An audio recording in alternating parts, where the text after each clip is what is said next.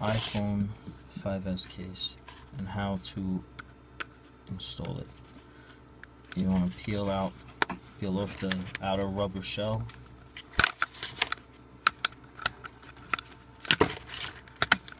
Okay, the rubber shell is off. Now you have the inner plastic shell. You just want to separate it. Get these little tabs right here.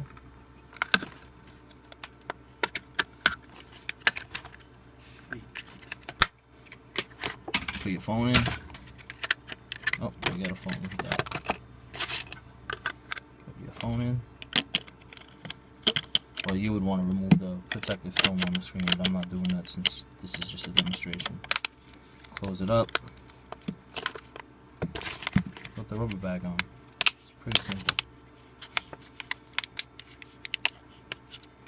There you go.